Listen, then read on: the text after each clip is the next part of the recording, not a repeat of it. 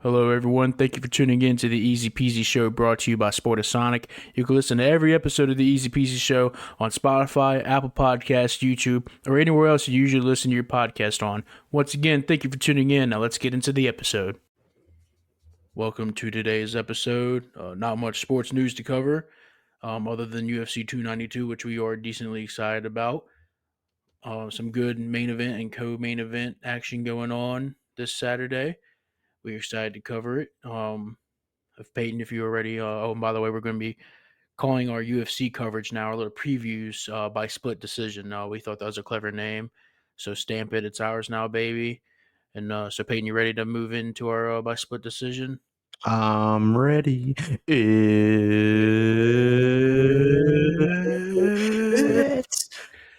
It's Time! I time. just scared my dog. Poor Clyde. Mm. But, all right. Anyways, we'll get started with the first fight. I made this layout a couple days ago, by the way. So if I'm off on something, I don't know if you're looking at anything, Peyton, but if I'm off on something, please let me know. Because, I matter gotcha. of fact, I'm gonna get up Tapology right now because they're. Usually a little bit accurate on the. I say that, but that's what I used to come up with this bout order. So I mean, you know, it is what it is. Anyways, okay, UFC 292 got it up. Okay, good. No fights have been canceled. Last I Mm. checked. All right. So, anyways, we'll move on, and I have the odds too, by the way. But they are from a couple days ago via DraftKings. So chances are most of these lines are moved by now as money keeps pouring in on some of these fighters. But regardless, we'll move in to our first fight of the night. I think it's going to be Karine Silva, a minus 148 favorite versus Mariana Moros, a plus 124 underdog. Pretty close on the odds there, and I think it's pretty close for good reason. These two fighters have actually fought before. I don't know if you knew that or not, Peyton, but Yep, I these actually just saw they that. I was like, wow, yeah they fought like several years ago, and 2015. yeah, 8 years. Okay, um, but yeah, it'll be a rematch of that fight. I don't even know what league they were fighting in at the time. I know it wasn't UFC. It's probably some other professional league or whatever, or maybe like high amateur league.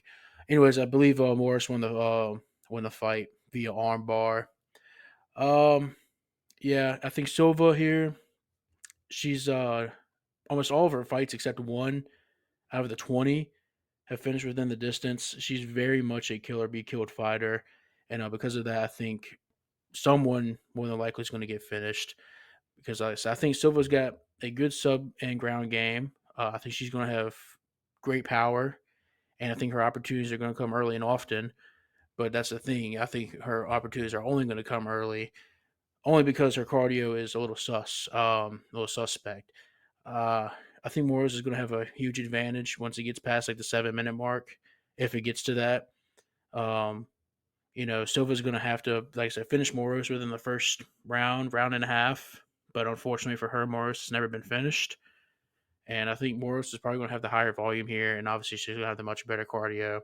So I'm going to give a slight edge to Morris. And I'm going to say she wins by the same method as their last fight. I'm going to give me Morris by a third round submission as my prediction for this fight.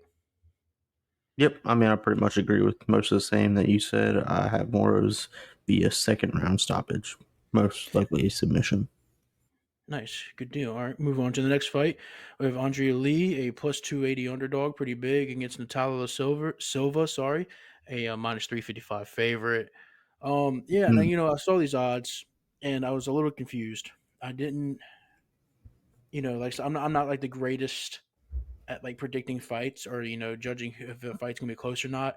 But I think these odds are little deceiving. I think the odds should be much closer, but I do see why Silva is the favorite. Long story short, I have her by decision, mainly because I think she's going to have a slight volume advantage over Lee, and I think she's going to have a huge power advantage over Lee. I mean, Silva throws some freaking heaters.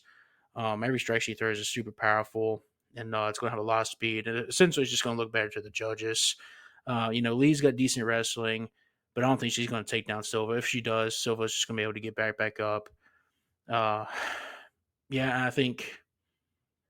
Like I say, even though I think Silva's got the power, I think Lee's got the toughness. So I just don't see this fight could finish, but I don't think it does. So yeah, give me Silva by decision. Yeah, 100% agree with you again. I think she can be solid at times, but really overall, she's kind of frustrated and hadn't lived up to expectations. Silva's just much better striker than her. I think she gets it done via decision. Nice. All right. So Again, we'll say I hate female MMA. yes, yeah. I know. I called these. I called the first two fights without even saying that. Like I'm confident, but at this point, I'm just tired of saying it. I just need to put a disclaimer on our little, description or something. Yep. But anyways, move on to a little less women's MMA. Thankfully, I have Andre Petrosky versus Jiro Mearshart as a third fight. Not sure how true that is. Petrosky's a 238 favorite. Mearshart plus 195 dog. Mearshart an underdog once again. No surprises there. He will always has been and always will be an underdog in the UFC. And he fights like an underdog too. I'm not saying he's bad. I'm just saying typically Mearshart's just a guy you can't count out. He's won some fights he shouldn't have won, but and when he loses, I mean it's been some pretty terrible fashion. So yeah, you can't really count out Mearshart. Like I said, he comes back and he wins when he's losing. When he's losing bad, his submission game is great. I think he can definitely sneak in a submission against Petrosky. But I've been watching Petrosky since I get really honestly only since the Ultimate Fighter days with Ortega and Volkanovski, and I've been decently impressed by him. I mean, I'm not the hugest Petrosky fan, but I think he's got a pretty good advantage here against Mearshart pretty much everywhere, other than the competition they faced. If you look at Petrosky's track record, it isn't as great as Mearshart's. So Mearshart's fought the tough for competition. I think that's going to help here. But yeah, I think Petrosky's got the power. Um, he always has, and his technique is getting better and better with each fight. Uh, but Petrosky's going to have to get this fight out of there sooner rather than later, because it's like as the fight goes on, he just makes more and more mistakes. His cardio isn't terrible, right? But he definitely slows down as the fight goes on.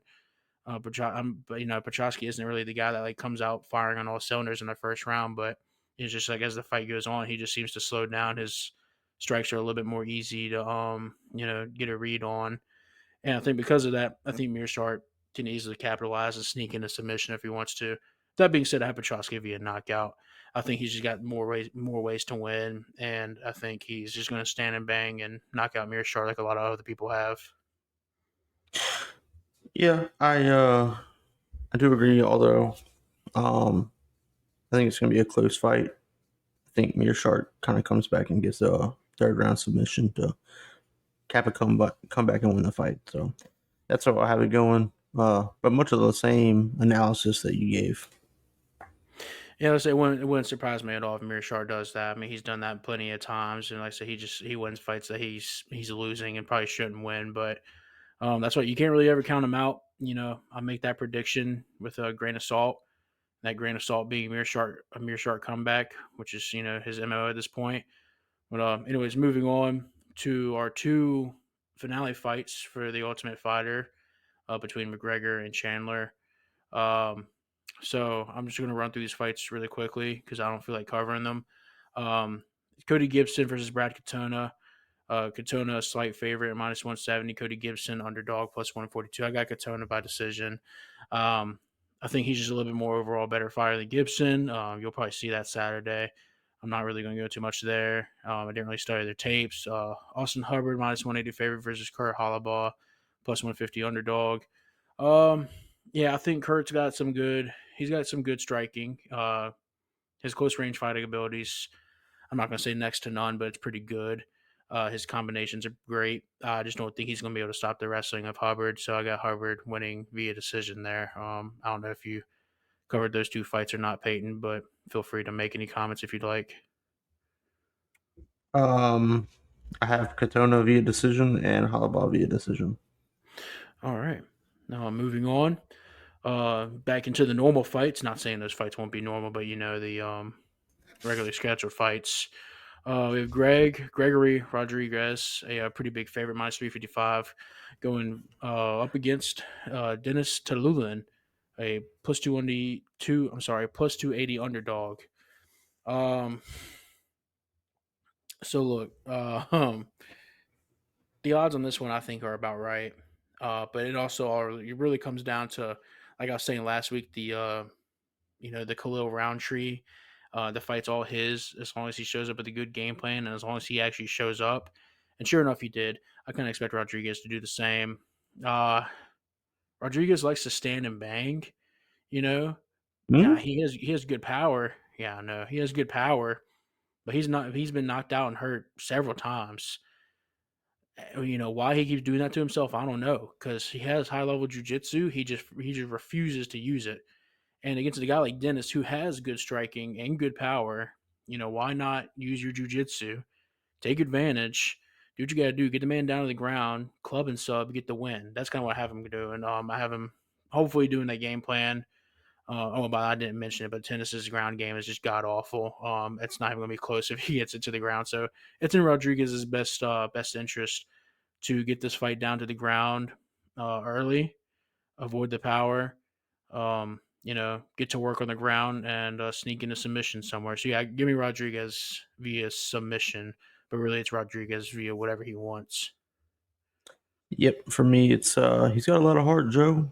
Um, Rodriguez by second round stoppage of some sort, and it's not going to be pretty. Agreed. Moving on to our next fight, which will be another good. This feels like we're in like 2014 or something here. Chris Weidman and Brad Tavares. Weidman a plus 220 underdog. Tavares minus 270 favorite. Obviously, we all know the story behind this, or at least those that follow the UFC know the story behind this. And if you don't, I'll explain it really quick. Weidman has been on a little bit of a skid lately. Uh, you know, uh, it's been 3 years since he last got a victory, but mainly it's mainly been that long because he had a god awful leg injury 2 years ago against who was it, Hall? Uriah Hall, I believe. And I mean, it was a terrible, terrible leg injury. Oh, this stupid injury ESPN shows over and over again for some reason. And you're just like, oh, please stop. It's one of those injuries. Not to mention that Weidman has just been on a steady decline for a while, but UFC's letting him come back, or he wants to come back. UFC's letting him, and I think UFC's doing him justice by putting up against Brad Tavares, someone who doesn't have the greatest power and greatest striking. So, Chris Weidman's weakness is just getting knocked out cold, and I think thankfully they put him up against someone who doesn't really have that ability. What do I think is going to happen in this fight, though? I think Tavares is going to win via knockout. I think, unfortunately, Weidman is just he's not his prime anymore. He's coming back off a gruesome leg injury. I mean, he's just sure he's like a wrestling champion and everything, but I mean, lately, if you just watch him, he's nowhere near where he used to be. His takedown attempts are just so easy to see coming. He's just less athletic. I mean, he just constantly seems to be running on an empty gas tank, and I think that's just because of the longevity. His longevity just run out essentially. Brad Tavares has great takedown defense. I think Wyman's just going to shoot for him like crazy. Wyman's just going to gas himself out. Tavares is going to take advantage. And like I said, even though Tavares isn't, a knockout master, I think he's just going to take advantage of a fading Weidman here, and he's going to be able to knock him out. And like I said, I question Weidman's durability at this point. The age, the injuries, it's all just adding up for him. I think, unfortunately. I mean, this could be a Cub Swanson, thing like last weekend, but I think Tavares This is going to get time, it done via knockout. yeah, this time, Roger Tavares is gonna beat White. So I don't have it via by knockout. I do have it via decision. We'll see. I think much of the same. I think he's just gonna kind of gas himself out, going for takedown, shooting when he gets in any kind of trouble, and but I don't think he gets finished. Like I We'll said, I see. mean, yeah, Weidman could easily get finished, but it's more or less like I said. UFC did him a favor, putting him up against Brad Tavares. He's not much of a finisher, so I mean, yes, decision I think is a very viable option. I'm more or less banking on taking a shot here, I guess, saying knockout. But yes, I'm more or less just trusting Weidman's, glass chin at this point rather than Tavares' power. So it should be, I mean, I say it should be an interesting fight, but for old time's sake, it should be a good fight to watch. But Oh out yeah. out with the old, in with the new, going up to this next fight. I'm not sure if you had anything more to say about that last fight, Peyton. Nope. All Ready to get right. on to the main card. Yes, I think yes, that's where we're at now. Yep. Yeah, Mario Batista, a -218 favorite. The odds weren't out actually. The time I made this, they weren't out. I had to check this morning, and they were these are the odds for this fight. Mario Batista -218 versus Damon Blackshear +180 underdog. So props to Blackshear. The name may sound a little bit familiar. It's because he just fought last weekend. Um, man, it's Unbelievable.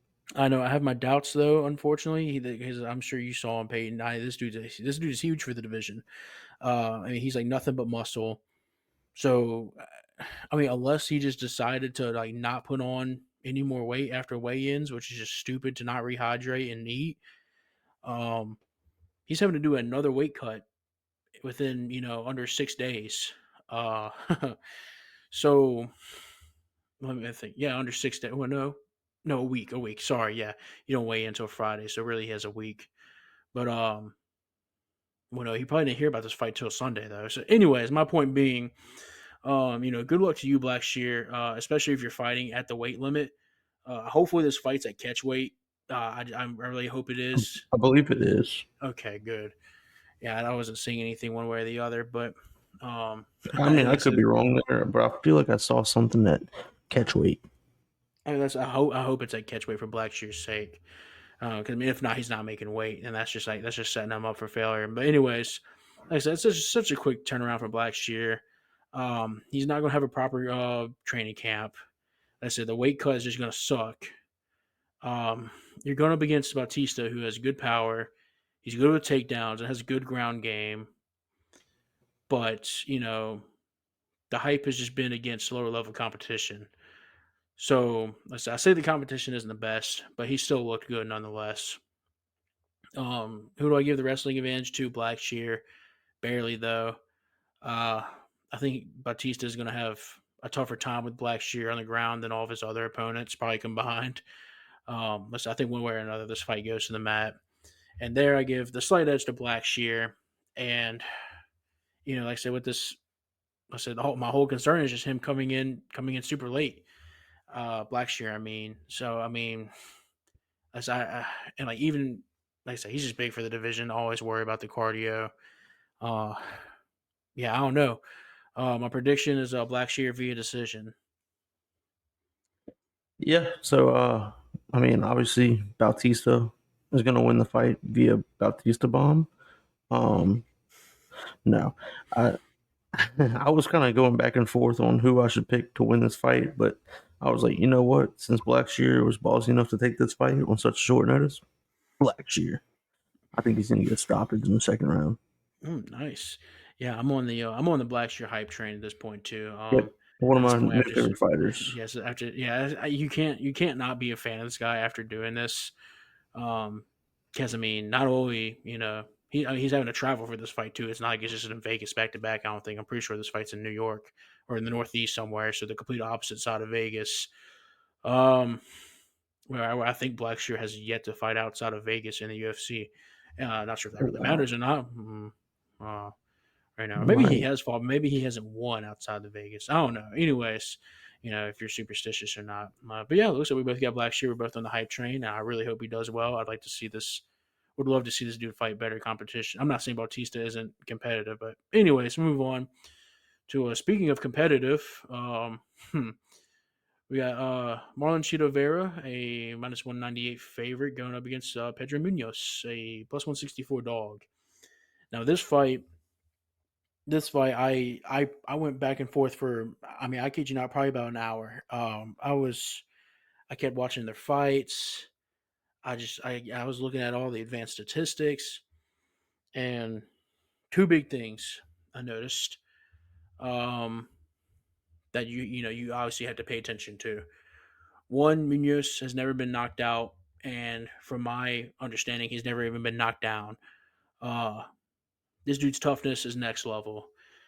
Isn't So this the dude that Sean O'Malley just like obliterated, but he would not go down no, you were thinking of with the green hair? you're thinking of a guy with the This green is, hair. Yeah, no, that's not him. but it's a Munoz, I believe. I Maybe. believe that guy Matter of was fact, I Munoz. know who you're thinking of, and Blackshear actually lost to him. I'm about to look up Matter, who that was. I got it. Or we can both look it up. Let's do this. Let's talk it through. No, Okay, not Sean here I'm O'Malley. gonna go Damone Blackshear. He lost against Oh, it was Chris Chris Motino. Moutinho. Yes, yeah, Hmm. that's the guy. That's who you're thinking of. Yep. Yeah, no, Munoz is tad bit different. Tad bit different. No, no, you just said Pedro Munoz a few times. I'm like, hang on. yes, yeah, Pedro Munoz, not the green haired Yes, fella who I think is not even in the UFC anymore, which is I which don't is believe he is. strange. Yeah, I haven't heard his name in forever, so I'm just gonna assume he's not. But like I said, strange. Could say I don't know. But Actually, I yes, know he's not. By the way, oh, okay, good for you. Anyways, yeah. If moving on he, to this well, fight. Sean O'Malley doesn't have. Well, he has one win in the like against current UFC rosters. That's Jan. All right. Anyways, Marlon Vera versus Pedro Munoz. So, like I said, too many things stuck out to me. Munoz has yet to be knocked down or out in the UFC, or I'm not even sure in his career. Maybe I'm not sure. Uh, so like I said, next level toughness there, and Damn, it's Vera's like been my old priding lady. himself on toughness. Uh, and so that's one thing I noticed. Next thing I noticed, um, Cheeto. He's Marlon Vera. Sorry, he's a very very very slow starter. I mean, it's like Mario Kart. You hold the gas too long and you spin out at the start, and everyone just like gets a huge start out ahead of you. That's what this dude does. He just sits there, eats stuff for like the first round while just staring you in the eyes. I mean, I think the most active he's been in the first round was against Sean O'Malley, and that's just because like Sean's like nerves just started to go dead in his leg. So yeah, it's weird, but sure enough, he's always able to pull it out and just finish. Mm, Sorry, I was hoping you'd say something. I was hoping you'd say something sus about that. Anyways, pause. um, there you go. Yeah, see, in the end, he's always able to finish his opponents Mm, because in the third round or after the halfway mark of the fight, this dude is just the greatest fighter you've ever seen. It is weird how he turns it on, and it's almost every fight. He's got this formula he follows where I guess he just conserves his energy for the later rounds, you know, which I think that works better in the 5 round fights. But in a 3 round fight, I mean, man, time is not on your side. I don't care who you are, time's just not on your side. And to like be willing to lose a whole round on purpose is just not exactly something you want to put your money on. Which is why I probably won't be betting this fight. That's neither here nor there. So look, here's how it's going to go. Munoz is probably going to win the first round. Vera probably going to win the last round. Second round should be uber competitive. I hope it is. Uh, um, and look, judges have been crazy this year. I know they seem to be giving the advantage to power shots, which I think Vera will probably have. Um, but it's like weird because neither of these guys have the most volume. Anyways, with all that being said, I think this fight probably goes a distance, and yeah, I think it's probably going to be split decision. Give me Munoz by decision. Nice. I'm not the most mm. excited about that, but give me the underdog in this era of judging. Yeah, so I expect the judges to actually get it right this time, and I think Cheeto gets it done via decision. Yeah, that's fair. Like, I mean, I think as like one way or I think another. I it's a mean, very competitive fight. yeah, absolutely. And like I said, I mean, I think like the first and the third round are pretty much scripted already. That second round though is just going to be very interesting. I mean, Vera Yep. can turn it on sooner than later. I mean, it's his fight to lose. I mean, if he just sits there for the first half of the round, Munoz starts building up the momentum. I mean, it's probably over for Vera. and then it's going to be on Munoz, who's never been knocked out, to survive that third round. And I mean, I said maybe Vera can win the first round. I think regardless, the only thing that's certain is that Munoz is not going to win the last round. So I don't know. We'll see. But yeah, give me Munoz via decision. You got Vera via decision. Yeah, I definitely like the over in this fight. But, anyways, moving on to our next fight, which will probably be a bloodbath. Neil Magny versus Ian Gary. Uh, Mm. yeah, Ian Gary, huge favorite, minus 500 last I checked. Neil Magny, huge underdog, plus 380. Uh, yeah, so some negatives for Gary is striking defense is not good. I'll take that back. It's not the best. It's good, not great. He definitely needs to improve there because I mean, this dude, he just even when he's backing up, he refuses to put to actually bother to defend strikes, and he's been caught because of that several times. Um, but on the flip side, his power is amazing. Um, he's knocked out some of the toughest people in the UFC, which is just that just says a lot right there. And you're going up against a guy Neil Magny, who to your benefit isn't knocking anyone out. He's not even knocking anyone down. His power is just not there.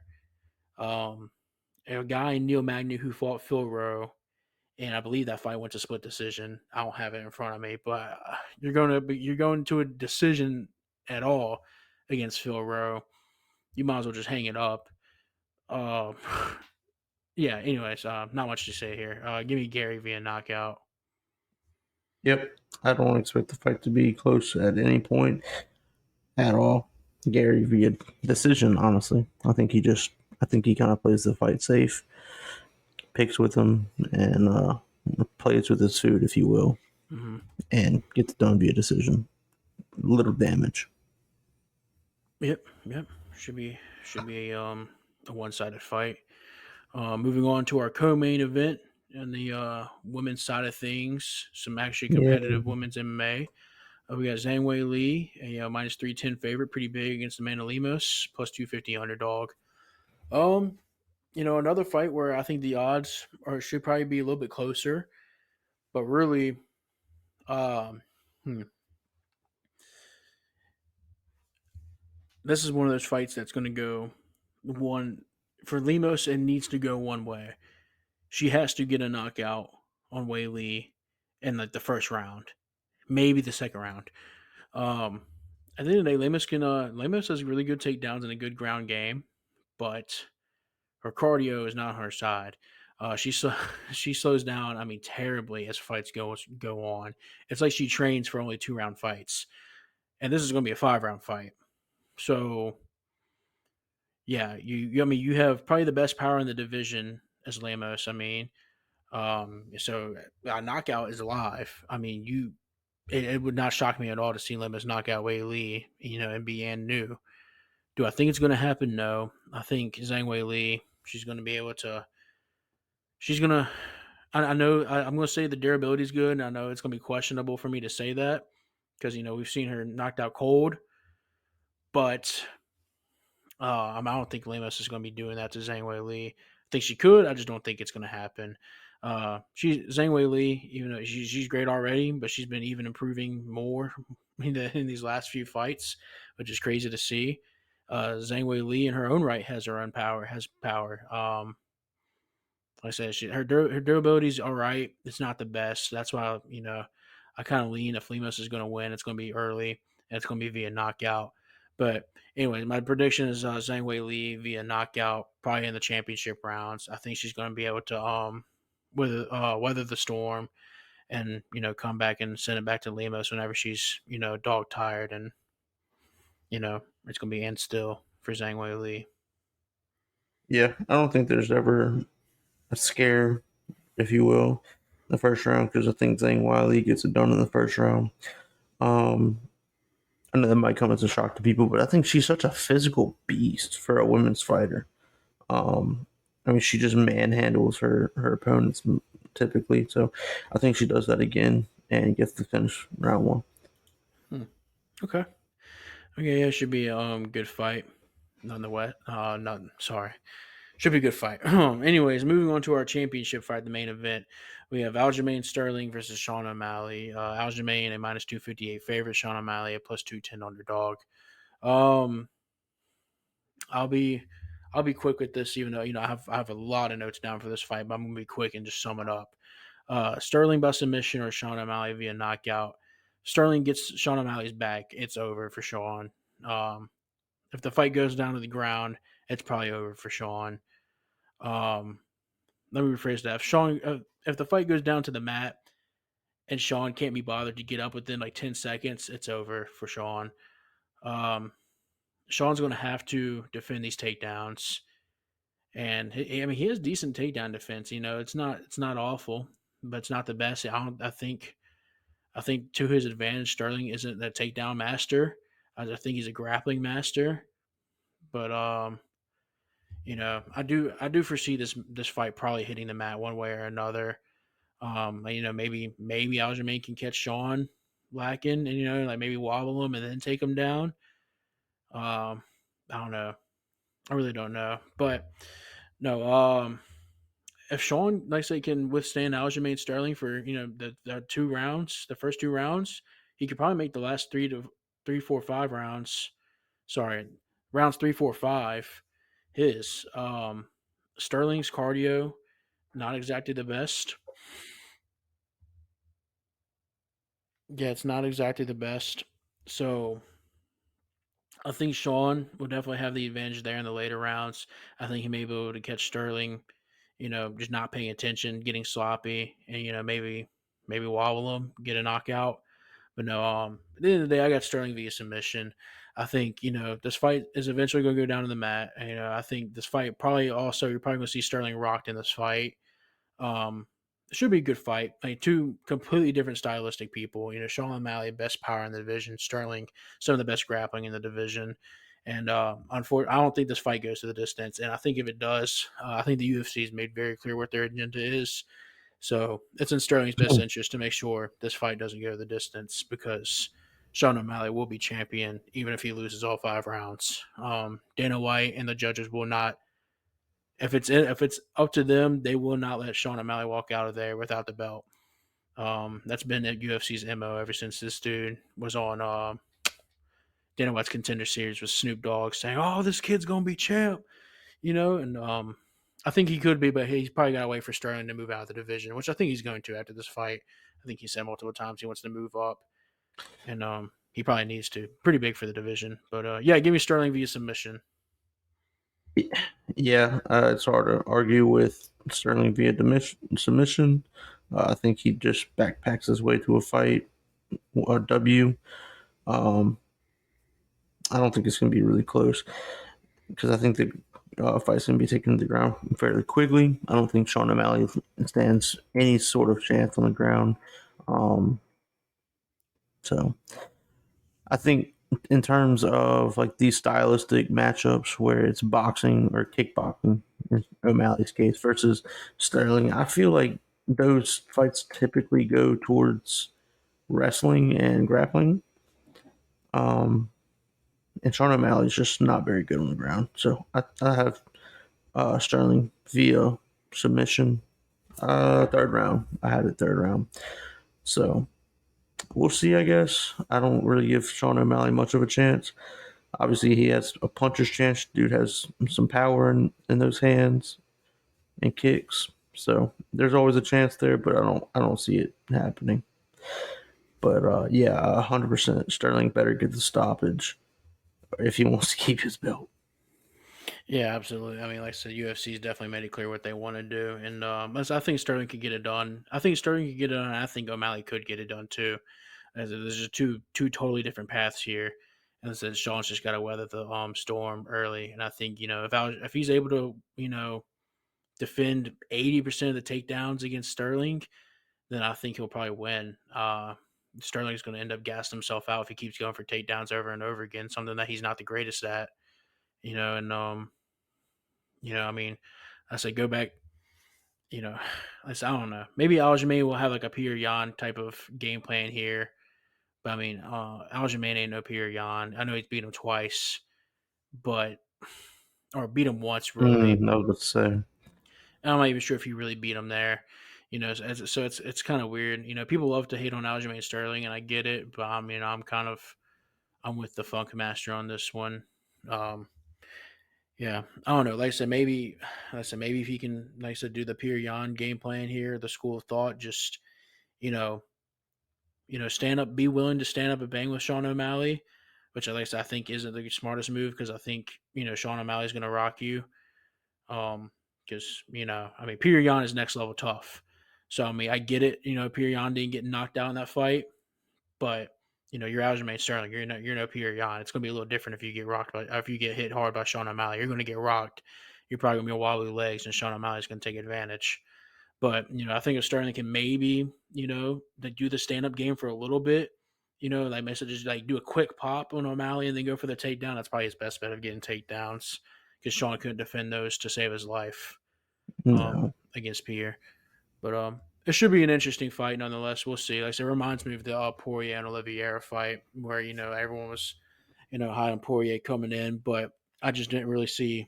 I didn't, and I mean obviously Oliveira is very chinny, but I just didn't really see a way that Poirier was going to win just because Oliveira's grappling game and ground game was just light years better than Poirier's, obviously, and we know how that fight ended. I mean, as soon as Oliveira got the back alley, he got up and just walked out. I said, okay, it's over. So I mean, I think that's probably what's going to happen here. So, yep, Sterling via submission. Should be a good card though. Should be a good card. Do you have any final thoughts, Peyton, before we wrap Yeah, up? just adding on to O'Malley, I think the strength of his resume kind of concerns me. Consider like I mentioned earlier, he does not hold a win against a fighter currently on the UFC roster. Um, that is concerning, man. And that one fight was a questionable decision win. I don't know. I just don't think I don't think he's paid his dues to have a title shot yet. Mm-hmm. I don't dislike Sean O'Malley. I think this was a premature title shot for him. I think it was a kind of more of a factor of, hey, we don't have anybody for Aljo to fight. Who can we just throw in there? And Yeah. Sean O'Malley was that guy. So, yeah, I don't think it's close. Yeah, and like I said, this whole time, ever since his days on, or ever since that fight against, or on Dana White's Contender Series, like I said, UFC's been just trying to fast track this man as much as they can to a championship fight because they think, I'm not sure if they think he's the next McGregor or what, but I mean, unfortunately, I think he's just another fighter. I don't think the antics. Unfortunately, it feels like all the antics nowadays in the UFC just aren't as genuine as McGregor's were. I don't think anyone's ever will be, which is just disappointing, but it is what it is. Like I said, That'll I'm be a somebody one decent, day. yeah, maybe. I mean, I'm a decent Sugar fan. But like I said, I don't know. Like I said, he's just a little. I wouldn't even call him corny, but I think he does a little bit too much for a guy who, like you said, just doesn't have the greatest resume in the UFC. And Yeah, that's not to take away from him. I mean, he just hasn't fought enough. mhm. He's really, I mean, it's not like he's been fighting for 20 years. He just doesn't have the resume yet. All right. I think, and I think that's what really hurts him in this fight is that he hasn't quote unquote paid his dues. Mm.